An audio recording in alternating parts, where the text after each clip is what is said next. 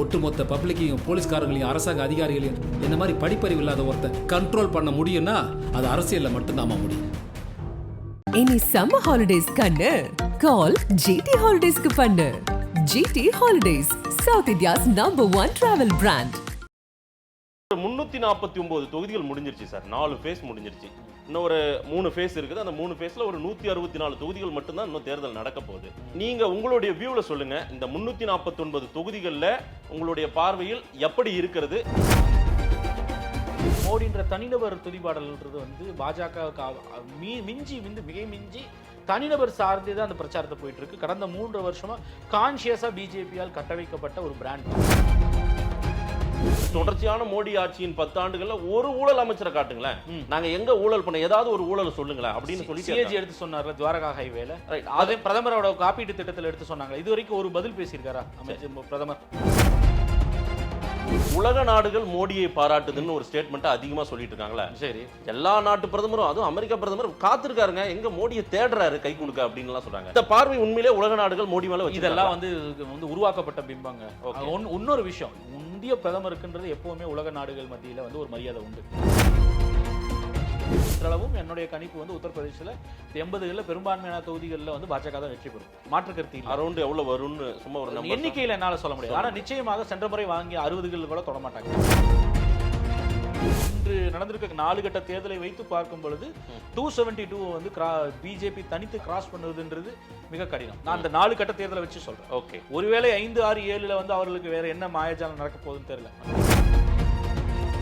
ஒரே விஷயத்தை அஜெண்டாவா பிஜேபியால செட் பண்ண முடியல. ஓகே, தேச பாதுகாப்போ இல்லை வளர்ச்சினோ மாநிலத்துக்கு மாநிலம் போய் பேசுறாங்க. அதனால தான் இந்த தேர்தலை வந்து தீர்மானிக்கக்கூடியவர்களே வந்து பிராந்திய கட்சிகள். ஓகே, அது வந்து மம்தாவோ ஸ்டாலினோ இல்ல அகிலேஷ் யாதவோ இல்ல உத்தவ் தாக்கரே கெஜ்ரிவால் யாரோ ஒருத்தர். ஆனால் இவர்கள் தான் வந்து they are going to defeat BJP. Aadhan தமிழர்களுக்கு வணக்கம். பல்வேறு துறைகளில் ஆக சிறந்த ஆளுமைகளை சந்தித்து நாம் நேர்காணல் எடுத்து வருகிறோம். அந்த வகையில் நம்மோடு இணைந்திருக்கிறார் பத்திரிகையாளர் கார்த்திகேயன் அவர்கள். அவரிடம் கேட்பதற்கு நிறைய இருக்கின்ற வாரங்களோடமே கேட்போம். வணக்கம் கார்த்திகேயன் சார். வணக்கம், எப்படி இருக்கீங்க? நலமா இருக்கேன், நீங்க எப்படி இருக்கீங்க? சூப்பரா இருக்கேன் சார். இந்திய அளவில் இப்ப நாடாளுமன்ற தேர்தல் தான் பெரிய பேசு பொருள். கிட்டத்தட்ட ஒரு 349 தொகுதிகள் முடிஞ்சிருச்சு சார். 4 ஃபேஸ் முடிஞ்சிருச்சு. இன்னும் ஒரு 3 ஃபேஸ் இருக்குது. அந்த 3 ஃபேஸ்ல ஒரு 164 தொகுதிகள் மட்டும்தான் இன்னும் தேர்தல் நடக்க போகுது. நீங்க உங்களுடைய வியூல சொல்லுங்க, இந்த 349 தொகுதிகளில் உங்களுடைய பார்வையில் எப்படி இருக்கிறது? யாருக்கு சாதகமாக மக்கள் வாக்களித்திருப்பதாக உங்களுக்கு தெரிகிறது? எண்ணிக்கையில நம்ம சொல்ல முடியாது. ஆனால் பொதுவான களம் வந்து ஒரு 1.5 மாதங்களுக்கு முன்பாக பாஜக எத்தனை சீட்டுகளை வெல்லும், 400ஐ கடக்குமா, 370 என்று அவர்கள் நிர்ணயித்த இலக்கு இருக்கு இல்லையா? நாங்களே 370 ஜெயிச்சிருவோம், எங்களோட கூட்டணியோடு சேர்த்து 400ன்னு அந்த 370 சொன்னாங்கல்ல, அந்த எண்ணிக்கை எட்டருக்கு வாய்ப்பு இருக்குமா அப்படின்றது தான் பேசிய பொருளாக இருந்துச்சு. ஒரு 2 மாதங்களுக்கு முன்பு வந்து தேர்தலில் அறிவிக்கப்பட்டிருக்க அந்த மார்ச் 3வது வாரத்திற்கு முன்புலையும் வந்து தேர்தல் என்பது ஒரு மியர் ஃபார்மாலிட்டி தான், இந்தியா கூட்டணி வந்து ஒன்றும் இணக்க வரல அப்படின்னு பல்வேறு சர்ச்சைகள்லாம் வந்து சொல்லப்பட்டது. இன்று அப்படியே வந்து தலைகீழாக மாறி இன்றைய நிலை வந்து இன்று அதிகமாக பேசுபொருளாக இருக்கக்கூடியது பாஜக வந்து இண்டிபெண்டன்ட் மெஜாரிட்டி எட்டுமா அப்படின்றது ஒரு மெயின் ஸ்ட்ரீம் ஊடகங்களில் ஊடக மைய நீரோட்டத்தில் பார்த்தீங்கன்னா அது ஒரு பெரிய பேசுபொருளாக இருக்குது. பாஜக தன்னிச்சு வந்து அவர்கள் 272 தொகுதிகளை எடுப்பார்களா என்பதை இன்றைய நிலையில் ஒரு பெரிய சந்தேகம் என்ற பல விமர்சனங்கள் வருது. ஓகே, அதுக்கான களத்தை நம்ம பார்க்குறோம். முதல் 4 கட்ட தேர்தல் நடந்தது பார்த்தீங்கன்னா சென்ற பாராளுமன்ற தேர்தலை விட தேசிய சராசரி வந்து ஏறக்குறைய வந்து ஒரு 6% பக்கம் குறைவாக தான் இருக்குது. 5%, 6%, அரௌண்ட் 5-6%. அப்போ இதுபோல் பொதுவான ஒரு பார்வை என்னன்னா, ஒரு பெரிய அபரீதமாக எண்ணிக்கை உயரும் பொழுது என்ன ஆகும்னா, நீங்கள் ஒரு 85%க்கு மேலே போகுது அப்படின்னா மக்களுக்கு ஒரு பெரிய ஒரு கோபம் இருக்கிறது. ஆளும் அரசு, அது மாநிலத்தில் நடந்தாலும் சரி இல்லை ஒரு தேசிய அளவில் நடந்தாலும் சரி, அந்த அரசு மீது இருக்கக்கூடிய கோபத்தை வெளிப்படுத்துவதற்கு ஏதோ ஒரு அந்த அதிகாரத்தில் இருக்கக்கூடிய ஒரு கட்சியின் மீது இருக்கக்கூடிய கோபத்தை வெளிப்படுத்தி அவர்களை வீட்டுக்கு அனுப்பணும் அப்படின்றதுக்காக பெரிய அளவில் அடிந்திரண்டு வாக்களிக்கிறாங்கன்னு சொல்லுவாங்க. அது பொதுவான கணக்கு, அது பார்வை. இன்னொரு பார்வை, இந்த மாதிரி குறைந்த எண்ணிக்கையில் வந்து வாக்கு சதவீதம் சராசரியை விட குறைவாக இருக்கும் பொழுது நீங்கள் அது எப்படின்னா மக்களுக்கு ஒரு அயற்சி இருக்குது, ஒரு சலிப்பு தட்டிடுச்சு அப்படின்னு சொல்லுவோம்.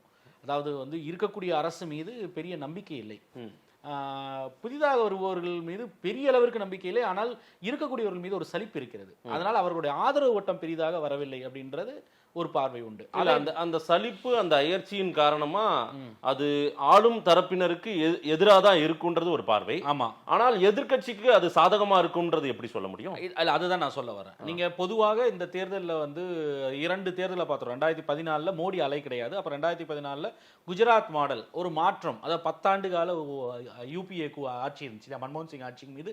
அதுவும் 2G, அந்த கோல்கேட் ஸ்கேம், இந்த மாதிரி பெரிய பிரச்சனைகளுக்கு அப்புறம் வந்து ஒரு பெரிய ஒரு வேவே இருந்தது. அவர்களை வந்து வீட்டுக்கு அனுப்ப வேண்டும் அப்படின்ற அந்த தேர்தலில் வந்து பெரிய அளவிற்கு அந்த குஜராத் மாடல் என்ற பெரிய விஷயம் முன்னிறுத்தப்பட்டு மக்களால் ஏற்றுக்கொள்ளப்பட்டது. மோடிக்கு வாய்ப்பு வழங்கப்பட்டது. 2019 அந்த 2014 வந்து அதில் நேஷனல் அஜெண்டா இருந்தது. அந்த 2 தேர்தலுக்குமே பார்த்தீங்கன்னா 2014க்கும் 19க்கும் ஒரு நேஷனல் லெவல் அஜெண்டாவை பாஜக செட் பண்ணுச்சு. குஜராத் மாடல் வளர்ச்சி அப்படின்றது வந்து 2014. அந்த 2019 பார்த்தீங்கன்னா தேச பாதுகாப்பு, அந்த புல்வாமா நடந்ததுக்கு அப்புறம் வர்றது. அப்போ தேச பாதுகாப்பு, சப்கா சாத் சப்கா விகாஸ்னு சொல்லி எல்லோருக்குமான அனைவரையும் உள்ளடக்கிய வளர்ச்சி.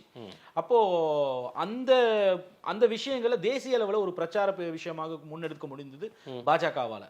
இந்த தேர்தலை பொறுத்த வரைக்கும் அதுக்கப்புறம் நீங்க என்ன பார்த்தீங்கன்னா கடைசி இந்த ஒரு 3-4 ஆண்டுகளில் பார்த்தீங்கன்னா கடந்த 4 ஆண்டுகள்லாம் வந்து ஒரு தேசிய லெவலில் ஒரு பெரிய ஒரு அஜெண்டாவை வந்து பெரிய விஷயத்தை கொண்டு போறது இல்லை. அந்த ராமர் மற்றும் வந்து இந்துத்துவாவை தவிர்த்து பாஜக இந்த தேர்தலில் தேசிய அளவில் ஒரு அஜெண்டாவை எதையுமே பேசுறது இல்லை. மாறாக அவங்க என்னன்னா கடந்த 3-4 வருஷமே வந்து இந்த தேர்தலையே வந்து பாஜகவிற்காக இல்லை, மோடிக்காகன்ற விஷயத்தை கொண்டு போயிட்டு இருக்காங்க. மோடிக்காக நீங்கள் வாய்ப்பளிக்க வேண்டும், விஸ்வகுரு, இந்த விஷயங்கள் எல்லாமே காயின் ஆனதே பார்த்தீங்கன்னா அந்த 2000 கோவிடுக்கு அப்புறம் தான் வருது. அப்போ வந்து விஸ்வகுரு இவர் வந்து இந்தியாவை பல மடங்கு வந்து சர்வதேச அரங்கில் உயர்த்திட்டாரு, இந்திய பொருளாதாரத்தை இந்த 5ஆவதுலேருந்து 3ஆவது கொண்டு போறாரு. அப்புறம் இந்தியாவினுடைய நன்மதிப்பு பெரிய அளவுக்கு கூடிடுச்சு, வாரையே நிறுத்திடுவாரு, யுக்ரைன் ரஷ்யா வாரம் நிறுத்திட்டாரு அப்படின்னு பல விஷயங்கள் பாஜக உலக நாடுகள்லாம் மோடியை பாராட்டுகிறது அப்படின்ற ஒரு பிம்பத்தை கட்டமைச்சாங்க இல்லையா. அந்த ஆட்சியை மீறி வந்து அந்த மோடின்ற தனிநபர் துதிப்பாடல்ன்றது வந்து பாஜக மிக மிஞ்சி தனிநபர் சார்ந்தே தான் அந்த பிரச்சாரத்தை போயிட்டு இருக்கு. கடந்த 3 வருஷமா கான்சியஸா பிஜேபியால் கட்டமைக்கப்பட்ட ஒரு பிராண்டிங் அது. இல்ல, அந்த பிராண்டிங் தான் இன்னைக்கு மோடி கேரண்டினே சொல்றாங்க. மோடிக்கு கேரண்டின்னு சொல்லி அதை தான் சொல்றாங்க. ஆனா மோடிக்கு கேரண்டி ஏன் 2-3 வாரமா பேசுறதே இல்லை? மோடியே பேசுறது இல்லையா மோடிக்கு கேரண்டி? இதற்கு காரணம் என்னன்னா 3 வருஷமா மோடியின் நபரை மையப்படுத்திய பாஜகவினுடைய அடுத்த தேர்தல் 2024 அணுகணும்னு திட்டமிட்ட பாஜக அவர்கள் எதிர்பாராத 2 விஷயங்கள். ஒன்னு வந்து எலக்டோரல் பாண்டு, அதே போல சிஏஜி.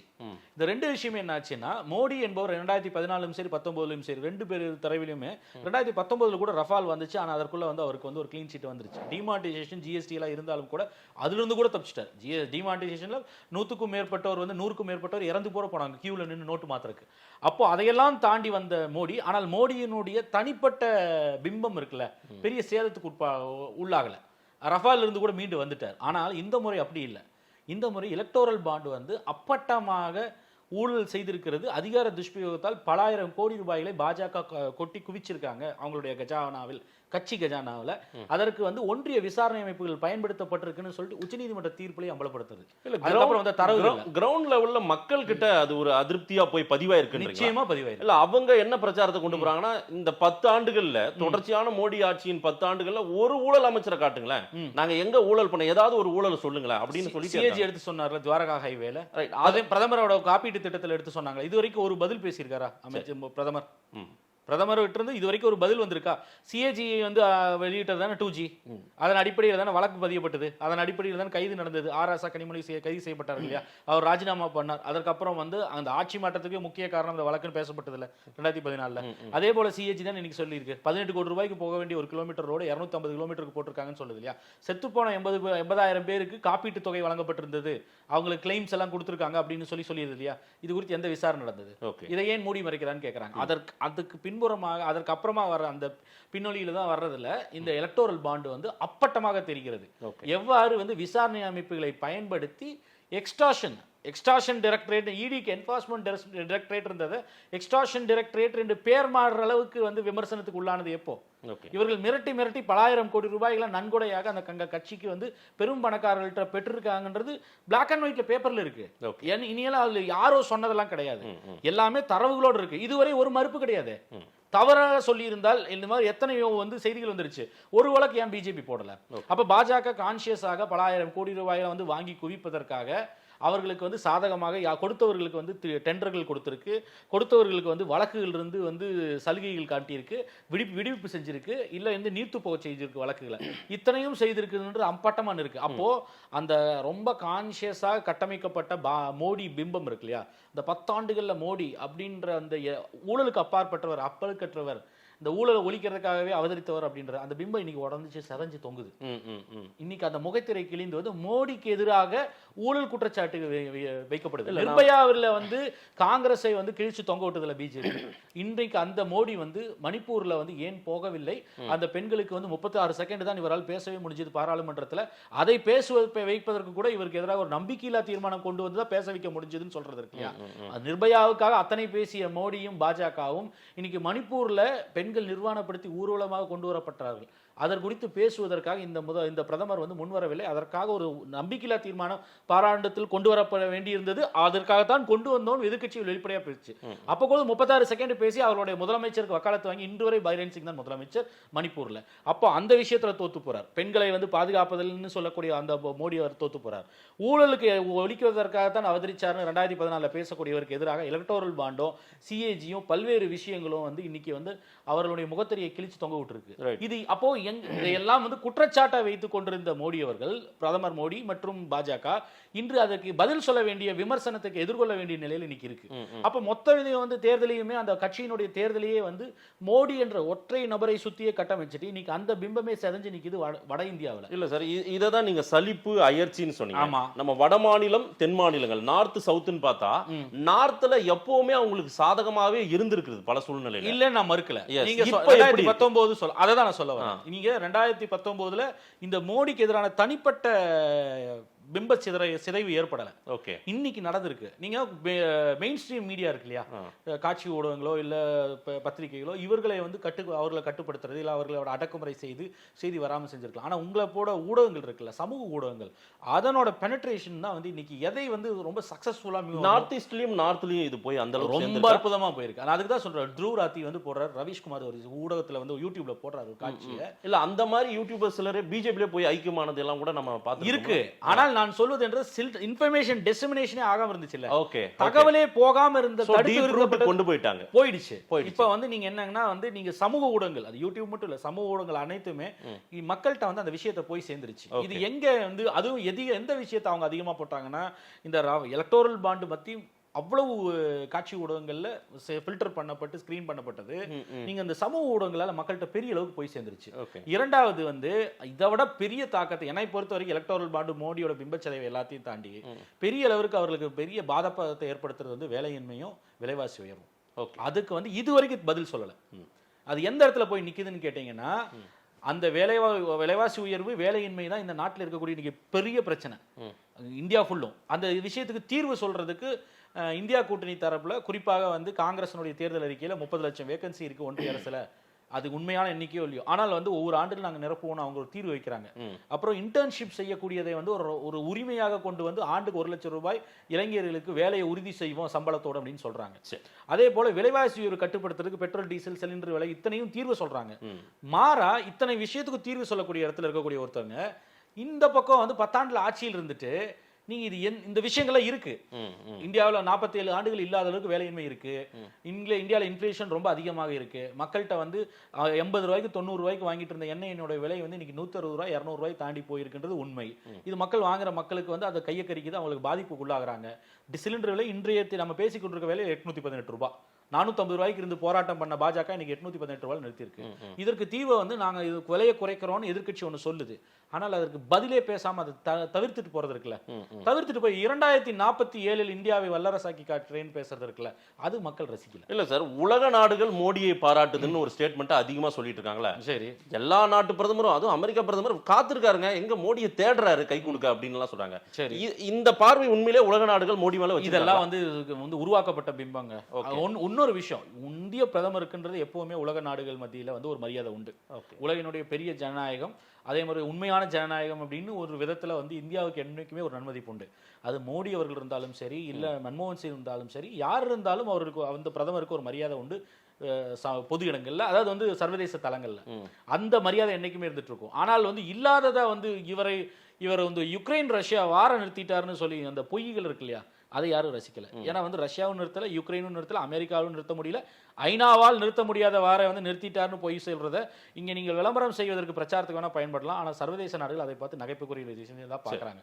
அதே போல இவர்கள் நான் நடத்துற ரச்சனம், இது குறிப்பாக சிறுபான்மையினருக்கு எதிராக இவர் பேசுகிற பேச்சு சர்வதேச அரங்கில் மக்களால் வந்து சர்வதேச தலைவர்களால் ரசிக்கப்படுகிற ஒரு தலைவராக இருந்தால் அவரை குறித்து கார்டியனும் வாஷிங்டன் போஸ்ட்டும் இல்லை த டெலகிராஃபோ இல்லை நியூயார்க் டைம்ஸோ ஏன் அவ்வளவு மோசமான கட்டுரைகளை வந்து விமர்சித்து எழுதுறாங்க? அவரை பற்றி தனிப்பட்ட முறையில் தாக்குதல் நடத்தல. அவர் குறிப்பாக அவர் பேசக்கூடிய பிரச்சார பேச்சுக்கள் இருக்குல்ல, அந்த விஷயங்கள், இவர் நாட்டினுடைய வேலையின்மை வந்து விலைவாசி உயர்வு, அத்தியாவசியமாக மக்களுக்கு இருக்கக்கூடிய பிரச்சனைகளை கையாளும் விதம், அதுவும் குறிப்பாக சிறுபான்மையினர், அப்புறம் மதம் மற்றும் மொழி சிறுபான்மையினர், இல்லைன்னா ஒடுக்கப்பட்ட பட்டியலின பழங்குடியின மக்கள் இருக்காங்கல்ல, இவங்க மேல் நடக்கக்கூடிய தாக்குதல் குறித்து இந்த பிரதமருக்கு எந்த ஒரு கவலையும் இல்லை. மணிப்பூர் பிரச்சனை எவ்வளவு பெரிய பிரச்சனையா சர்வதேச அரங்கில் பேசப்பட்டது, அது குறித்து இந்த பிரதமர் 36 செகண்ட் தான் பேசினான்றது பெரிய விமர்சனமாச்சு இல்ல. இவரோட இன்று இவர் பேசக்கூடிய பிரச்சாரம், நேத்து சொல்றாரு நான் வந்து சிறுபான்மையினரோட முஸ்லாமிகளோட தான் வளர்ந்தேன், நல்ல நட்புறவோட இருந்தேன் அப்படின்னு பேசுறாரு. இன்னைக்கு ஜே.பி. நட்டா வந்து எலெக்ஷன் கமிஷனுக்கு பதில் எழுதுறாரு. அவர் பேசின பேச்சு இருக்குல்ல, அந்த பன்ஸ்வாரால ராஜஸ்தான்ல பேசின பேச்சுக்கு அதுல நியாயப்படுத்தி பேசுறாரு. அவர் அதுக்காக பேசல, அவர் காங்கிரசினுடைய உள்நோக்கத்தை வந்து வெளிப்படுத்துவதற்காக அம்பலப்படுத்துறதுக்காக தான் அப்படி பேசினாரு அப்படின்னு சொல்லி நியாயப்படுத்தி பேசுறாரு. எந்த இடத்துலயும் வந்து இன்ஃபில்ட்ரேட்டர்ன்ற வார்த்தையை அவர் சொன்னது உண்மை. அதிக குழந்தையை பெற்றுக் கொள்பவர்களுக்கு வந்து உங்கள் செத்தை எடுத்து கொடுத்துருவாங்கன்னு சொல்லி பன்ஸ்வாரா ராஜஸ்தான்ல பேசுனது உண்மை, பேசியது பிரதமர். ஆனா அதை நியாயப்படுத்தி காங்கிரசினுடைய அம்பலப்படுத்துறதுக்காக பேசணும்னு சொல்வது அந்த மக்கள் பாதிக்கப்பட்டு நிக்கிறாங்க. உண்மையிலேயே அது சிறுபான்மையினர் எங்களை விமர்சிக்கிறாருன்னு சொல்லி வெளிப்படையா பேசுறாங்க. அது குறித்து தொடர்ந்து இன்னும் மோசமாக வந்து அவருடைய கட்சியினுடைய நிர்வாகிகள் ஏன் யோகி ஆதித்யநாத் பேசுறாங்க. அது சரி பண்ணாம தொடர்ந்து அதற்கப்புறமும் பேசிட்டு இருக்காரு பிரதமர். இன்னைக்கு அது எதிர்வினை ஆகுது. அங்க அவர் வந்து வலுவாக இருக்கக்கூடிய பகுதியிலேயே அது பெரிய அவர்கள் எதிர்பார்த்த அளவுக்கு பலனை தரல அப்படின்னு தெரிந்து கொண்டதுக்கு அப்புறம் பிரதமர் வந்து ரியூட்டர்ன் அடிக்கிறார். இல்ல சார், சிறுபான்மை வாக்குகள் தங்களுக்கு வராதுன்ற எண்ணப்பாட்டில் கூட அவங்க பேசலாம். அந்த இந்து கன்சாலிடேஷன்ன்றது அதை பண்ணிட்டாங்களா உண்மையிலேயே? அந்த அதனாலதான் அதெல்லாம் பேசுறாங்க. இல்ல என்ன பிரச்சனைனா அவர்களுக்கு பேசுவதற்கு அஜெண்டா இல்ல. ஓகே, நீங்க 10 ஆண்டு உண்மையிலேயே ஒரு சிறப்பு ஆட்சி பண்ணியிருந்தா சாதனையை சொல்லி கேட்டு இருந்தாருன்னா இது எதுவுமே பேச வேண்டியது இல்லையா? ஆனா மாறா என்ன பண்றாருன்னா இவர் போயிட்டு உங்க தாலியை பிடிங்க அவங்களுக்கு கொடுத்துருவாங்க, உங்க நீங்க 2 எருமை வச்சிருந்தா 1 பிடிங்க கொடுத்துருவாங்க, உங்க வீட்டில் நீங்க சொத்து வச்சிருந்தாங்க இன்ஹெரிட்டன்ஸ் டாக்ஸ் போட்டுருவாங்க, அதை எடுத்து அவங்களுக்கு கொடுத்துருவாங்க, உங்க சொத்துக்களை எடுத்து அவங்களுக்கு கொடுத்துருவாங்க, உங்க இடஒதுக்கீடு எடுத்து பட்டியலின பழங்குடியின மக்கள் SC ST OBC ரிசர்வேஷன் எடுத்து சிறுபான்மையினர் கொடுத்துருவாங்க அப்படின்னு மத அடிப்படையில் ரிசர்வேஷன் சொல்லி இதெல்லாம் அவர்கள் காங்கிரஸ் தேர்தல் அறிக்கையை சொல்லாத விஷயங்களை இவர் சொல்றது. மோடி பண்ண பெரிய தவறு என்ன தெரியுமா? நீங்க கேட்குறீங்களே எப்படி அந்த மொமெண்டம் ஷிஃப்ட் ஆச்சுன்னு. காங்கிரஸ் அவர்களுடைய தேர்தல் அறிக்கையை பற்றி பேசினதை விட அதற்கு சிறப்பான பிராண்ட் அம்பாசிடராக இருந்தவர் வந்து பிரதமர் மோடி தான். ஓகே, காங்கிரஸினுடைய தேர்தல் அறிக்கையை பற்றி அவ்வளவு அற்புதமாக அவ்வளவு இலாபரேட்டாக வந்து பேச தவறாக சித்தரிச்சார். ஆனால் அதற்கு அவ்வளவு ஒரு விளம்பரம் கொடுத்தது வந்து பிரதமர் மோடி. ஓகே, காங்கிரஸ் தேர்தல் அறிக்கையில் இந்த இடஒதுக்கீடு பிடிங்கி கொடுத்துருவாங்கன்னு சொல்லியிருக்காங்க, அது சொல்லவே இல்லை. அதுக்கப்புறம் ஃபேக்ட் செக் பண்ணி இவருக்கு ஆதரவாக இருக்கக்கூடிய ஊடகங்களே ஃபேக்ட் செக் பண்ணி போடுறாங்க இல்லை அப்படி இல்லை அப்படின்னு. காங்கிரஸ் ஆட்சிக்கு வந்துவிட்டால் இந்த உங்க தாலியை பிடிங்கி கொடுத்துரும், மாட்டை பிடிங்கி கொடுத்துரும் சொல்றாருல. அப்போ காங்கிரஸ் முக்துல ஆரம்பிச்சு வெறும் 53 சீட்டுகள் மட்டுமே 2019 இருந்த காங்கிரஸை இன்னைக்கு எங்க கொண்டு வந்து மோடி நிறுத்தி இருக்காருன்னா, காங்கிரஸுக்கு ஆட்சிக்கு வந்தால் இதை பிடுங்கி கொடுத்துரும், இந்தியா கூட்டணி ஆட்சிக்கு வரும், முதல் வருஷம் ஸ்டாலின் முதலமைச்சராக இருப்பார், 2வது வருஷம் அகிலேஷன் ஒவ்வொரு கதையை சொல்லிட்டு 5வது வருஷம் வாய்ப்பு இருந்தால் வந்து ராகுல் இருப்பார். அப்ப 5 வருஷம் ஆட்சியை வந்து இந்தியா கூட்டணியால் தொடர முடியும், 5 வருஷம் ஒவ்வொரு பிரதமர்கள் இருப்பார்கள், அதே போல வந்து அவர்கள் ஆட்சிக்கு வர முடியும்ன்ற விஷயத்தை மக்கள்கிட்ட கடத்திட்டு வெற்றிகரமாக கடத்திட்டு போனது பாஜக. அதனுடைய கிரெடிட் வந்து பிரதமர் மோடிக்கு தான் போய் சேரும். யூபிலையும் பீகார்லயும் குஜராத்லயும் இங்கெல்லாம் அவங்க பயங்கர ஸ்ட்ரென்த். ஆமா, எப்பவுமே. ஆமா, அங்க கூட எதிர்ப்பு இருக்குன்றீங்களா? ஆமா, நான் அங்கதான் சொல்றேன்.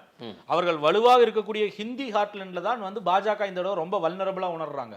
ஓகே, நீங்க தென் மாநிலங்கள்ல அவங்களுக்கு ஒண்ணும் கிடையாது. தமிழ்நாட்டுல 1000 கருத்துக்கு பேசலாம், முடிஞ்சு போச்சு எலெக்ஷன், இங்க ஒரு சீட் வரப்போறது இல்லைன்னு அவங்களுக்கே நல்லா தெரியல சார். 5 ஸ்டேட் எலெக்ஷன் நடக்கும்போது ஆமா அவங்க அரௌண்ட் நல்லாவே ஸ்கோர் பண்ணி வந்துட்டாங்க. ஜெயிப்போம்னு நினைச்சோமோ அங்க கூட காங்கிரஸ் ஜெயிக்கும். நான் நிச்சயமா இல்லைன்னு நான் மறுக்கலைங்க. அவரோட தவறான காங்கிரஸ் வந்து அங்க மோசமாக செயல்படல. ராஜஸ்தான்ல வெறும் ஆட்சியில இருந்துட்டு ஒரே 1% ஓட்டுகள்ல தான் வந்து ஆட்சியை இழந்தாங்க.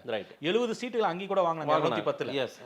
அது வந்து இன்ஃபேக்ட் ராஜஸ்தான்ல அவர்கள் எதிர்பார்த்ததை விட நல்லா பண்ணாங்க. இன்ஃபேக்ட் இப்ப கூட ராஜஸ்தான்ல வந்து அவர்கள் செல்வாக்காக தான் இருக்காங்க காங்கிரஸ் பாராளுமன்ற தேர்தலில் கூட. என்ன பிரச்சனைனா உத்தரப்பிரதேசத்துல வந்து 75 சீட்டுகள்னு பேசிய பாஜக இன்று 50 சீட்டுகளுக்கு மேல் மட்டும்தான் தொட முடியும், ஏறக்குறைய 20 சீட்டுகள் இலக்க நேரிடும்னு சொல்றாங்க. சென்ற முறையை விட ஒரு 10 சீட்டுகள் குறைவதற்கான வாய்ப்புகள் இருக்குன்னு அங்கேயே சொல்றாங்க. கடந்த முறை 64 அப்னாதலோட சேர்த்து. ஆமா ஆமா, இந்த முறை வந்து அது 50களில தான் இருக்கும், 60 கூட தாண்ட மாட்டாங்கன்றது தான் கணிப்பு. ஏன்னா அந்த அளவுக்கு டிக்ளைன் ஆயிட்டு வந்திருக்கு, மொமெண்டம் கம்ப்ளீட்டா ஷிஃப்ட் ஆகுது.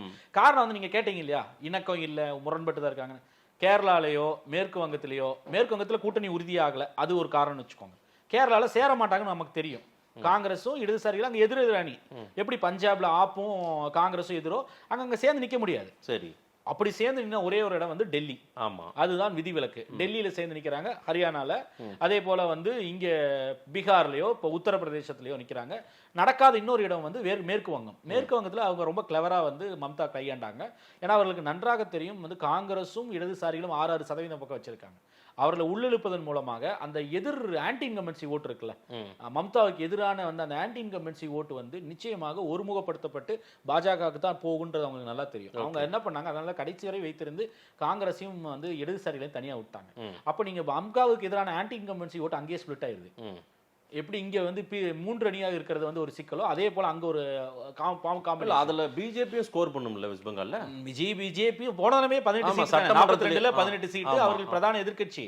நான் சொல்றது வந்து மம்தாவுக்கு இருக்கக்கூடிய ஆன்டி இன்கம்பன்சி ஓட்டு பிரிதர சொல்றேன். ஓகே ஓகே, ஒருமுகப்பட்டு பாஜக எல்லாம் ஒண்ணா இருந்ததா, காங்கிரஸ் கம்யூனிஸ்டும் சேர்ந்து இருக்காங்க இப்போ. ஓகே, அப்போ வந்து அவங்க வந்து மம்தாவோட சேராமல் இருப்பதனால என்னன்னா 2 பேரும் 6% ஏறக்குறைய 12% ஓட்டு. அப்போ ஒரு 10 குறைந்தா கூட அந்த 10% ஓட்டு பிரிச்சுட்டு தானே போறாங்க. ரைட். அது மம்தாவுக்கு எதிராக வரக்கூடிய ஓட்டு வந்து அது பாஜகவுக்கு சாதகமாக போகாம வந்து தவிர்ப்பதற்காக அவங்க அற்புதமா அங்க பிளான் பண்ணிட்டு அங்க அந்த மாதிரி பண்ணிட்டாங்க. ஆனால் இதை தாண்டி வேற எங்க அவங்களுக்கு பிரச்சனை இருக்கு? உத்தரப்பிரதேசத்துல இன்ஃபேக்ட் இன்றளவும் என்னுடைய கணிப்பு வந்து உத்தரப்பிரதேசத்துல 80களில் பெரும்பான்மையான தொகுதிகளில் வந்து பாஜக தான் வெற்றி பெறும். மாற்று கருத்து இல்லை. அரௌண்ட் எவ்வளவு வரும்னு சும்மா ஒரு எண்ணிக்கையில் என்னால சொல்ல முடியாது. ஆனா நிச்சயமாக சென்ற முறை வாங்கி 60கள் கூட தொட மாட்டாங்க. 60-64 வராது, வாய்ப்பே இல்லை. என்ன ஒரு விஷயம்னா, இவர்கள் எதிர்பார்க்காத விதமாக என்னன்னா அந்த பிரச்சார பலம் இருக்குல்ல, அற்புதமா இருக்கு. அதுவும் பிரியங்கா காந்தியினுடைய பிரச்சாரம் இந்த முறை உத்தரப்பிரதேசத்துல பெரிய ஹிட்டுங்க. சரி, நீங்க வந்து நமக்கு நண்பர்கள் வந்து நேற்று ஒரு நண்பர்கிட்ட பேசிட்டு இருந்தா, அவருடைய நண்பர் அங்க அவங்க வசிக்கிறாங்க. அவங்க அந்த மேற்கு யூபி இருக்கு இல்லையா, டெல்லி அருகாமையில் இருக்கக்கூடிய பகுதிகள் ஏற்கனவே முடிஞ்சிருச்சுன்னு நினைக்கிறாங்க. ஓகே, அப்ப அந்த பகுதிகளில் மித்த ஊரக பகுதிகளில் பிரியங்கா காந்தியோட பேச்சுக்கு பெண்கள் வந்து அழுகுறாங்க. அந்த அளவிற்கு இமோஷனலாக கனெக்ட் ஆக முடியுதா பிரியங்கா காந்தியால? அவ்வளோ ஒரு தாக்கத்தை வந்து அவருடைய பிரச்சாரத்தை ஏற்படுத்தி இருக்கின்றாங்க. இவங்க சொல்றாங்க வந்து அவங்க இணக்கம் இல்லை, எல்லாம் பிரிஞ்சுதான் இருக்காங்க. காங்கிரஸ் 17 சீட்டு, அவர் 63 சீட்டு, அது ஒன்றும் பெரிய வந்து தாக்கத்தை ஏற்படுத்தான்றாங்க. இது எந்த அளவுக்கு அவங்க இணக்கமா இருக்காங்கன்னு நான் உதாரணம் சொல்றேன். கனௌஜ் தொகுதி, அகிலேஷ் யாதவ் நிற்கக்கூடிய தொகுதி, அது 1967 ராம் மனோகர் லோகியா வெற்றி பெற்ற இடம். அது வந்து ஏறக்குறைய 6-7 தடவை வந்து அங்கே சமாஜ்வாதி பார்ட்டி முலாயம் ஜெயிச்சிருக்காரு, அகிலேஷ் ஜெயிச்சிருக்காரு, டிம்பிள் யாதவ் கூட ஜெயிச்ச தொகுதி. சென்ற முறை அவங்க 2019 தோத்துட்டாங்க. அந்த தொகுதியில காங்கிரஸ் தலைவர் ராகுல் காந்தி, சமீபத்தில் பிணையில வெளியேந்த ஆம் ஆத்மி கட்சியினுடைய எம்பி சஞ்சய் சிங் இருக்குல்ல, முன்னணி தலைவர், 2 பேரும் ரோட் ஷோ வந்து அகிலேஷ் யாதவுக்காக போறாங்க. ஓகே, இதை விட உங்களுக்கு வேற என்ன இணக்கம் வேணும் இந்தியா கூட்டணிக்கு? ஆம் ஆத்மி கட்சியும் காங்கிரஸும் இணைந்து அகிலேஷ் யாதவுக்காக ரோட் ஷோ போறாங்க அப்படின்னா, அவர்கள் வந்து கனௌஜில் ரோட் ஷோ வந்து அகிலேஷ் யாதவுக்காக போறாங்கன்னா வேற என்ன வேணும்? ஏன்னா சென்ற முறை வெறும் 12,500 ஓட்டில் தான் டிம்பிள் யாதவ் அவங்க தோத்து போனாங்க. அப்போ நீங்க உத்தரப்பிரதேசத்தில் இந்தியா கூட்டணி வந்து அங்க அற்புதமாக பயணிக்குதாங்க. இதே கெமிஸ்ட்ரி வந்து நீங்க இங்க பார்க்க முடியுது. சிங்க்ரனைசேஷன் வந்து அருகாமையில் இருக்கக்கூடிய பீகார்ல உண்மை நான் ஆரம்பத்திலேயே சொன்னேன், வந்து நிதிஷ்குமார் வந்து விட்டு பிரிந்து போனது இருக்கு இல்லையா, it's a blessing in disguise for India கூட்டணி. அவர் வந்து ஹீஸ் புல்லிங் டவுன் பிஜேபி. 17 சீட்டு கொடுத்தது மட்டும் இல்லை, சென்ற முறை அவர் வாங்கினது மட்டும் இல்லை, அவர் வந்து பெரிய வந்து ஒரு நெகட்டிவ் ஃபோர்ஸா வந்து பாஜக அங்க போயிட்டு இருக்காரு. பாஜகவே வந்து நல்லா பயணிச்சாலும் கூட அங்க வந்து பாஜகவை கீழே பின்னுக்கு இழுக்கிறது வந்து நிதிஷ்குமாரா இருக்காரு. அவர் மீது கடுமையான ஆன்டி இன்கம்பன்சி இருக்கு. ஒன்று, அவர் மேல இருக்க நம்பகத்தன்மை போயிடுச்சு. இவர் 6 மாசம் 1 வருஷத்துக்கு ஒருக்கா மாறிக்கிட்டு இருக்கக்கூடியவர்னு, பிளஸ் அங்க இருக்கக்கூடிய மக்கள் இருக்கக்கூடிய பெரிய பெரிய பிரச்சனைகளுக்கு தீர்வு கிடையாது. இது எல்லாவற்றிற்கும் வந்து முத்தாய்ப்பா பாத்தீங்கன்னா என்ன, தேஜஸ்வி யாதவோட செல்வாக்குன்றது என்றுமே இல்லாத அளவுக்கு உச்சத்தில் இருக்காரு. அப்ப இதெல்லாம் இணைந்து இடதுசாரிகள், காங்கிரஸ் மற்றும் ஆர்ஜேடி தேஜஸ்வியோட செல்வாக்கு இணையும் பொழுது நிச்சயமாக சென்ற முறை இந்த 40, 36, 37 சீட் எல்லாம் பாஜக வராது. குறைஞ்சது 10 சீட்டாவது வந்து இந்த பக்கம் போயிடும் காங்கிரஸ்க்கு. இல்ல சார், அமித்ஷா எப்பவுமே அந்த தேர்தல் கணக்குகளை சரியா கணக்கிடுவாரு. நிதிஷ்குமார் இந்தியா கூட்டணியில் இருக்காரு, அவரை உடைச்சு நம்ம பக்கம் சேர்த்துக்கணும்ன்ற எண்ணத்துல மட்டும் அவங்க எடுத்துக்க மாட்டாங்க. இல்ல, அவங்க என்ன ஆரம்பத்தில் அவங்க சந்தேகிச்சது என்னன்னா, நிதிஷ்குமாரும் இருந்தால் வந்து ஒரு சில நேரங்களில் வந்து ஒரு கட்சி இந்த பக்கம் போகும்போது ஸ்ட்ரென்த்தா இருக்கும், அது இந்த பக்கம் வரும்போது பலவீனமா மாறும். அதான் இப்ப நம்ம பாக்குறோம் பீகார்ல. உடனே சொல்வதனால பிஜேபியோட வருவதனால வந்து பலவீனம் அங்க இருந்தா செல்வாக்கான்னு கேட்பாங்க. அங்க இருக்கும்பொழுது இந்தியா கூட்டணியில ஒருவேளை ஒரு அடுத்த பிரதமராக வாய்ப்பு இருக்கிறது அப்படின்னு பேசப்பட்டது. அந்த பிரச்சனையில் தான் மாற்று கருத்து வந்து அவர் வெளியே வர்றாரு. ஏன்னா மம்தா பானர்ஜி, அகிலேஷும் வந்து மல்லிகார்ஜுன கார்கேவை முன்மொழிகிறாங்க, காங்கிரஸ் தலைமை ஏற்கணும்னு சொல்றாங்க. நிதிஷ்க்கு அதை பிடிக்கல, பிளஸ் பாஜகவோட அவர் டீல் கட் பண்ணிட்டார் அண்டர்ஹேண்ட் பண்ணி, அது வேற விஷயம். ஆனால் அங்க இருக்கும்போது அவர் வந்து பெரிய தலைவராக மீண்டும் சித்தரிக்க 2019 உங்களுக்கு ஞாபகம் இருக்கும், நிதிஷ் பிரதமர் கேண்டிடேட்னு பெரிய பேச்செல்லாம் இருந்துச்சு. இன்னைக்கு அவரோட நிலை என்ன? ஓகே, எங்க வந்து நிக்கிறார்? பாஜகவுடைய தயவில் தான் ஆட்சி சபார்டினேட் மட்டும் இல்ல, சீனியர் பார்ட்னரா இருந்தவர் ஜூனியர் பார்ட்னரா 40 சொச்ச சீட்ல 45 சீட் வச்சுட்டு 77 சீட் இருக்கக்கூடிய பாஜகவோடு இணைந்து ஆட்சி அமைச்சு திருப்பி பிரிச்சுட்டு போய் ஆர்ஜேடியோட போயிட்டு திருப்பி வந்து ஆட்சி அமைச்சிருக்காரு. அப்ப நம்பகத்தன்மை போச்சு. நாட்டை வழிநடத்தக்கூடிய தலைவர்ன்றவர் இன்னைக்கு ஏதாவது ஒரு ஒண்ணு தேஜஸ்வி இல்லைன்னா பாஜகவுடைய ஆதரவுல தான் மாநிலத்தில் ஆட்சியில் இருக்கக்கூடியவர்ன்ற நிலையில சுருக்கி போயிட்டார். அப்ப அவரோட ஸ்ட்ராங் ஆன்டி இன்கம்பன்சி, அவர் மீது இருக்கக்கூடிய நம்பகத்தன்மை இருக்கு இல்லையா, அதெல்லாம் குறைந்ததெல்லாம் சேர்ந்து பாஜகவிற்கு பெரிய பிரச்சனை அங்க உருவெடுக்குது. அந்த நாள் தான் நான் சொல்றேன், பீகார்லயும் சரி, பீகார்ல பெரிய பின்னடைவு உண்டு. உத்தரப்பிரதேசத்துல இன்னைக்கு நான் சொல்றேன் பெரிய கட்சியாக வந்து அங்க உத்தரப்பிரதேசத்துல 80ல அதிகமான சீட்டுகளை பாஜக தான் வெற்றி பெறும். 40 சீட்டுக்கு மேல எடுத்தாலே அவங்க தான். 50 சீட்டு கூட வாய்ப்புகள் இருக்கு. ஆனால் 30 சீட்டு அங்க குறைவு வந்தால் இங்க 303ல 20 சீட் விழுந்துச்சுன்னா என்ன கணக்கு போட்டு போறாங்க, இடிக்கும். ஆமா, அதே கூட பீகாரோட சேர்ந்தா இங்க மேற்கு வங்கத்துல இந்த முறை அவங்க சிறப்பாக பண்ணுவாங்கன்னு ஒரு எதிர்பார்ப்பு இருக்கு. ஆனா அங்கேயே மொமெண்டம் குறையும். ஆந்திராவுல கொஞ்சம் ஏறி வர்ற ஆந்திராவில் வர்றதுதான் உங்களுக்கு கர்நாடகால பிரச்சனை வருது. கர்நாடகால 26க்கு 25 அடிச்சிங்க போன தடவை. இந்த தடவை அதுக்கான வாய்ப்பே தெரியலங்க. தெலங்கானால போன முறையோட இந்த முறை சிறப்பாக வந்து காங்கிரஸ் செயல்படும் சொல்லி கணிப்பு இருக்கு. ஏன்னா அவங்க ஆளுங்கட்சி வேற, அவங்களுக்கு ஒரு நல்ல பாசிட்டிவ் மொமெண்டம் இருக்கு. கர்நாடகால ஆட்சி மீது ஒரு நம்பகத்தன்மை இருக்கு. ரெண்டாவது அவங்க சொன்ன ப்ராமிஸை டெலிவரி பண்ணியிருக்காங்க. மோடி அரசு வறட்சி நிவாரணம் கூட கொடுக்கல, கோர்ட்ல போய் தான் வாங்கினோம் அதுக்கப்புறம்ன்ற அந்த நேரத்துல அது அந்த பின்னணியில பிரஜ்வல் ரேவண்ணா வேற, ஆமா, அந்த பாலியல் சர்ச்சை வேற, இதெல்லாம் சேர்ந்துட்டு அங்க வந்து கடைசி கட்டத்துல 14 தொகுதிக்கு நடந்தப்போ பிரஜ்வல் ரேவண்ணா பிரச்சனை வந்து பீக்கில் இருக்கு. ரேவண்ணா வந்து ஜெயிலில் இருக்கும்போது நடந்த தேர்தல் அது. அப்போ இதெல்லாம் சேர்ந்து அப்போ நீங்க கர்நாடகாவில் ஏற்படக்கூடிய இழப்பு, காங்கிரஸுக்கு கர்நாடகாவில் வரக்கூடிய கெயின், ஆந்திராவில் தெலங்கானாவில் வரக்கூடிய கெயின், அதே போல வந்து பீகார் மகாராஷ்டிரா இதெல்லாம் வரக்கூடிய கெயின் ஆஃப்செட் பண்ணணும் அப்படின்னா குறைஞ்சது ஒரு 50-60 தொகுதி நீங்க வேற எங்க தேடணும். எங்க இருக்கு?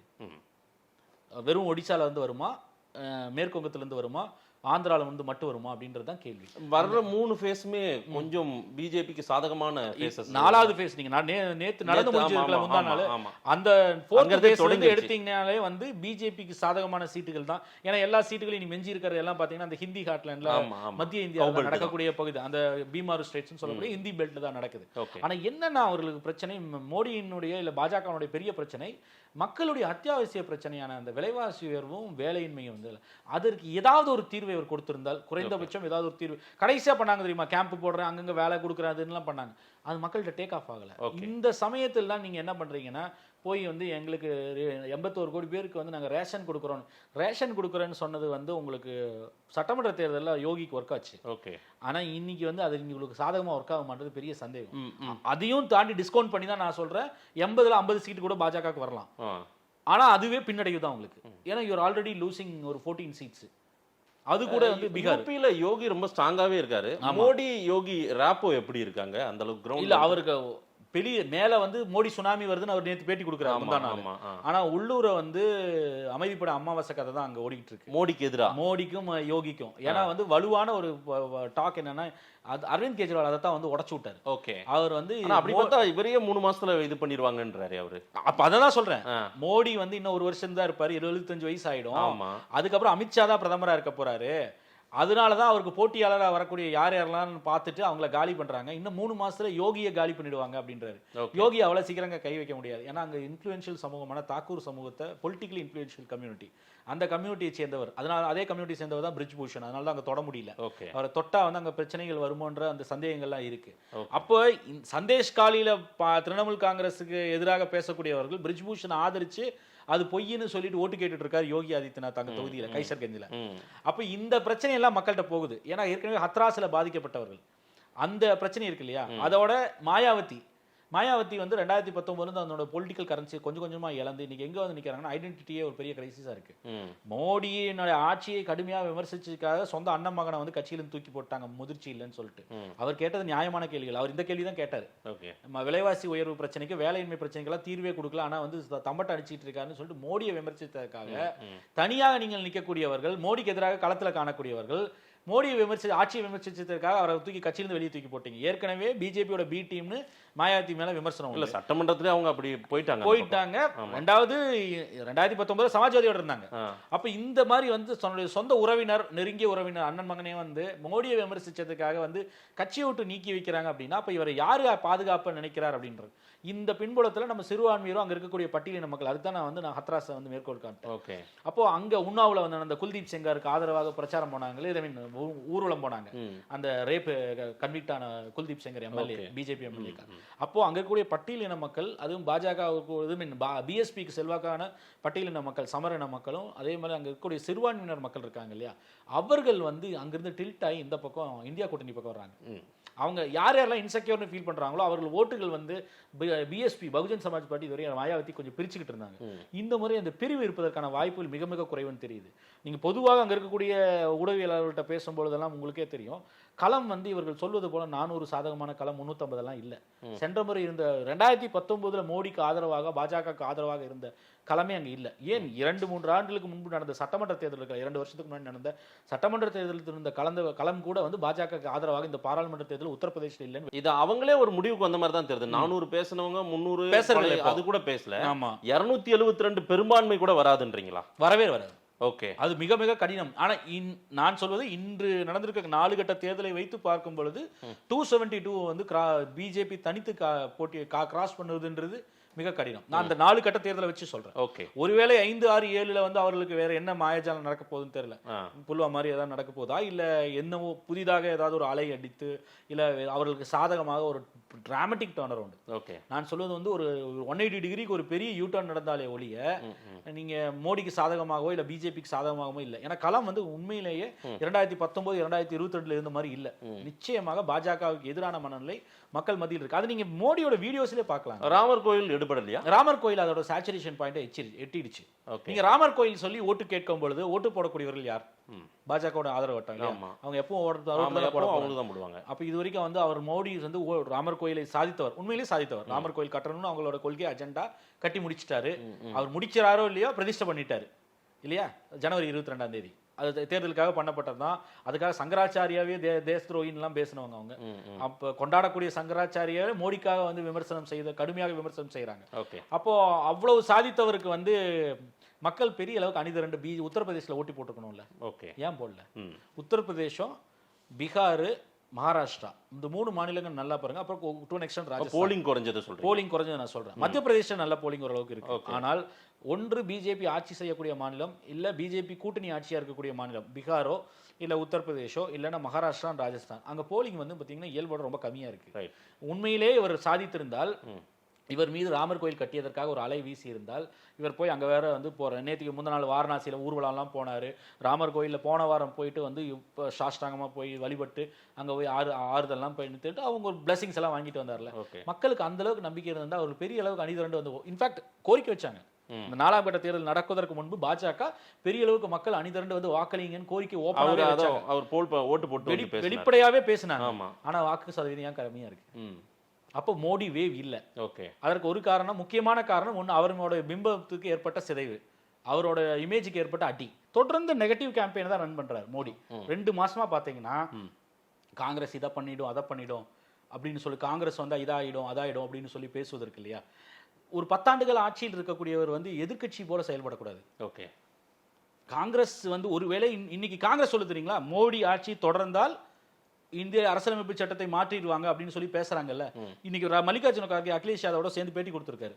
அவர் கேட்கிறாரு, ஏதாவது ஒரு இடத்துல திருத்தம் பண்ணிருக்கீங்களா? உங்களுடைய கேண்டிடேட் வந்து ஒரு எம்பி, கர்நாடகாவில் இருக்கக்கூடிய எம்பி அரசியலமைப்பு சட்டத்தை மாத்தணும்னு சொல்லி சொல்றாரு. ஓகே, இன்னொருவர் வந்து கேண்டிடேட்டா இருக்கக்கூடிய ஒரு வட மாநிலத்தில் ஒரு பெண் வந்து உங்களோட பாஜக கேண்டிடேட் சொல்றாங்க அரசியலமைப்பு சட்டத்தை மாத்தணும், நம்ம ஹிந்து ராஷ்டிராவுக்கான இது இல்லை அப்படின்னு சொல்லி அவங்க பேசுனதாக செய்தி வருது. ஒரு இடத்துலயாவது அது தவறுன்னு திருத்திருக்காங்களா? இல்ல. பிரதமர் மோடி என்ன சொன்னாரு, அவர் வந்து அரசியலமைப்பு சட்டம் அம்பேத்கரால் உருவாக்கப்பட்டதை யாராலும் மாற்ற முடியாதுன்னு அவங்க பேசின போதெல்லாம் சொல்லவே இல்லையே. அப்போ நீங்க இதைத்தான் அம்பலப்படுத்துறாங்க. அப்போ அரசியலமைப்பு சட்டத்தை ஏன் அந்த 400 சீட்டுகள் 2/3 மெஜாரிட்டி ஏன் பாஜகவிற்கு அவங்க அழுத்தம் திருத்தமாக அந்த நம்பர் வேணும்னு கேட்கறாங்கன்னா, அரசியலமைப்பு சட்டத்தை கம்ப்ளீட்டா மாற்ற வேண்டும் அப்படின்றது அவங்களுடைய கோரிக்கை, அவங்களுடைய கொள்கை. அதுதான் பாஜகவும் மட்டும் இல்ல, RSS காலங்காலமாக இந்த அரசியலமைப்பு சட்டத்தை அவங்க ஏற்றுக்கொள்ளல. அப்ப அதை மாற்ற வேண்டும் ஒரு புள்ளியில போயிட்டு இருக்காங்க. அதை பாதுகாக்கணும் தொடர்ந்து பேசுறாங்க. இது அதனால தானே வந்து போற இடத்துல எல்லாம் வந்து கான்ஸ்டிடியூஷன் ஆஃப் இந்தியா புக்கை கையில வச்சுதான் பிரச்சாரம் பண்றாரு ராகுல் காந்தி. அப்ப அது மக்கள்கிட்ட போய் ரீச் ஆகுது. இது தொடரும் வேண்டும் என்றால் நமக்கு இருக்கக்கூடிய பிற்படுத்தப்பட்டோர், பட்டியலின பழங்குடியின மக்கள், OBC SC ST ரிசர்வேஷன் தொடரணும்னா இந்த கான்ஸ்டிடியூஷனை பாதுகாக்கணும். அதை மாற்ற நினைக்கிறார் மோடி அப்படின்ற ஒரு அஜெண்டாவை தொடர்ந்து பாத்தீங்கன்னா காங்கிரஸ் செட் பண்ணுது. நாங்க வந்து மாற்ற மாட்டோம் அப்படின்னு சொல்லி மோடி பதில் சொல்றதாகட்டும், இல்ல வந்து நாங்கள் வந்து சிறுபான்மையினருக்கு ஆதரவாக தான் இருக்கேன் நேத்து பேசுறதாகட்டும். அப்போ வந்து ரியாக்ஷனரியாவே தொடர்ந்து எதிர்வினை ஆற்றக்கூடிய நிலையில வந்து 10 ஆண்டுகளா பாத்தீங்கன்னா எப்பவுமே பிஜேபி அஜெண்டா செட் பண்ணும், மோடி அமித்ஷா அஜெண்டா செட் பண்ணுவாங்க, காங்கிரஸும் மித்த கட்சிகள் ரியாக்ட் பண்ணிட்டு இருக்கும். இந்த 2.5 மாசமா பாத்தீங்கன்னா வந்து எதிர்க்கட்சிகள் அஜெண்டாவுக்கு ஒன்னும் அவங்க மேனிஃபெஸ்டோவோ இல்ல அவர்கள் பேசக்கூடிய விஷயத்தை எடுத்துட்டு அஜெண்டாவை வந்து அவங்க செட் பண்றாங்க, மோடியும் அமித்ஷாவும் பதில் சொல்லிக்கிட்டு இருக்கு. இத்தனையும் தாண்டி பாஜக தான் சிங்கிள் லார்ஜஸ்ட் பார்ட்டியா வரும். Mark my words. அப்படியா? அப்படின்னா சொல்றது நான் சொல்றது பெரிய தனிப்பெரும் கட்சியா அதுதான் வரும். அந்த எண்ணிக்கை வந்து பெரிய எண்ணிக்கையா இருக்காது. போன தடவை மாதிரி 280 இந்தியாவில் இப்ப போட்டியிடுற கட்சிகள் நீங்க காங்கிரஸ் வந்து போட்டியிடுறதே 300 சீட்டுகளுக்கு பக்கம் தான். ஆமா. அந்த கூட்டணியில் இருக்கக்கூடிய எந்த கட்சியும் 50 சீட் வாங்க போறது இல்ல, இன்க்ளூடிங் ஆப், திமுக, அது இவங்க திரிணாமுல் காங்கிரஸோ இல்ல சரத்பவாரோ இல்ல இவர் உத்தவ் தாக்கரேவோ யாருமே வந்து எல்லாரும் நிக்கக்கூடிய தொகுதியிலே பாத்தீங்கன்னா மம்தா நிக்கிறது 42 தொகுதி மேற்கு வங்கத்துல நிக்கிறதே அவ்வளவுதான். தமிழ்நாட்டுல திமுக நிக்கிறது 23 சீட்டு தான். அப்ப நீங்க எல்லா கணக்கு எடுத்தீங்கன்னா மொத்தத்துல பிஜேபி தான் பெரிய ரோல். அப்போ சிங்கிள் லார்ஜஸ்ட் பார்ட்டியா வர்றதுக்கான வாய்ப்பே வந்து 400 சீட்டுக்கு மேல நிக்கக்கூடிய ஒரே கட்சி வந்து பாஜக. அப்ப அவர்கள் அதுல பாதி ஜெயிச்சா கூட வந்து நீங்க ஒரு 200 சீட்டு பெற முடியும். ஆனா என்ன பிரச்சனைனா அது இந்த இந்தியா கூட்டணியில காங்கிரஸ் ஒரு 150 சீட்டுகள் பெற்றால், ஒருவேளை யூபிஏ 1 மாதிரி 146 தான் எடுத்தாங்க. அப்போ அவங்களுக்கு வந்து எல்லா இடத்துலையும் மித்தவர்களோட ஆதரவு கிடைக்கும் போது என்ன ஆச்சுன்னா 300க்கு மேல போகுது. அந்த கூட்டணி வலிமை இந்த முறை இருக்கு. 2019 இல்லாத கூட்டணி. நான் சொன்னேன்ல கனோஜில் எப்படி போய் ராகுல் காந்தியும் சஞ்சய் சிங்கும் போய் வந்து அகிலேஷ் கேட்கறாங்க, அது நடக்காதது இந்த தடவை நடக்குது. அப்போ அந்த இந்த தேர்தலுடைய அஜெண்டா வந்து நேஷனல் லெவலில் நான் ஏற்கனவே சொன்னேன், ஒரே விஷயத்தை அஜெண்டாவா பிஜேபியால செட் பண்ண முடியல. தேச பாதுகாப்போ இல்லை வளர்ச்சினோ மாநிலத்துக்கு மாநிலம் போய் பேசுறாங்க. அதனால தான் இந்த தேர்தலை வந்து தீர்மானிக்கக்கூடியவர்களே வந்து பிராந்திய கட்சிகள் தான். அது வந்து மம்தாவோ ஸ்டாலினோ இல்ல அகிலேஷ் யாதவோ இல்ல உத்தவ் தாக்கரே, கெஜ்ரிவால் யாரோ ஒருத்தர். ஆனால் இவர்கள் தான் வந்து they are going to defeat BJP if at all. நாங்க ஒருவேளை நடந்தால், ஏன்னா இவர்கள் எல்லோருமே அஜெண்டாவே பேசக்கூடிய விஷயம் பாஜகவே இதுக்கு ஈல்ட் ஆயிடுச்சு. ஸ்டேட்டுக்கு ஸ்டேட் ஒரு விஷயத்தை தான் பேசுறாங்க, அவங்களால நேஷனல் லெவலில் நரேட்டிவ் செட் பண்ண முடியல. எக்ஸப்ட் அந்த இந்துத்துவா தவிர அது எல்லா இடத்துலையும் எடுபட மாட்டேங்குது. அவர் போய் பேசக்கூடிய இந்துத்துவான்றதும் மேற்கு வங்கத்தில் எடுபடல. அங்க வந்து அது சந்தேஷ் காலியில வந்து ரொம்ப வச்சுக்கிட்டு இது பண்ணிட்டு இருந்தாங்க. சந்தேஷ் காலியில பொய் புகார், என்ன மிரட்டி புகார் கொடுக்க சொன்னாங்க, இந்த பின்னை பேட்டி கொடுத்தா இப்ப அங்கேயே மொமெண்டம் மாறிட்டு இருக்குன்றாங்க. அப்ப நீங்க என்னென்ன பிரச்சனைனா, இப்போ ஒவ்வொரு மாநிலத்துக்கு ஒரு நரேட்டிவ் செட் பண்ணும் பொழுது அங்க இருக்கக்கூடிய அந்த பிராந்திய கட்சிகளுடைய வலிமை இருக்குல்ல, அது வந்து பாஜக ஒரு பெரிய சவால். சோ இந்த ரிசல்ட்டை பிராந்திய கட்சிகள் தான் தீர்மானிக்கும். இந்த தேர்தலோட அவுட்கம் வந்து பிராந்திய கட்சிகள் தீர்மானிக்கும். ஒருவேளை 200க்கு மேல ஒரு சீட்டுகள் பாஜக எடுத்தாலும் கூட தனிப்பெரும்பான்மை வராத போது நிச்சயமாக இந்த பிராந்திய கட்சிகள் தான் அடுத்து வரக்கூடிய அரசை தீர்மானிக்கிறது இந்த பிராந்திய கட்சியில தான் இருக்கும். இன்னும் 3 கட்டம் இருக்கு. ஆனால் இதுவரை நடந்த 4 கட்டத்தை பார்க்கும் பொழுது பாஜகவிற்கு எதிரான காரணிகள் வந்து நிறைய இருக்கு. அதிலிருந்து அவர்கள் இதுவரை மீண்டு வரவே இல்லை. எவ்வளவு புல் பண்ணுவாங்கன்னு தெரியல. முழுமையா அந்த 3 இன்னும் பேலன்ஸ் இருக்கிற அந்த 3 கட்ட தேர்தலும் முடியட்டும். நிறைய விஷயங்கள் நீங்க சொல்லியிருக்கிறது, இந்த டேட்டா முழுமையாக மக்களிடம் கொடுப்போம், மக்கள் என்ன சொல்றாங்கன்னு பார்க்கலாம். நேரில் வந்து நேரம் கொடுத்து பேசுறதுக்கு நன்றி கார்த்திகேயன் சார். நன்றி.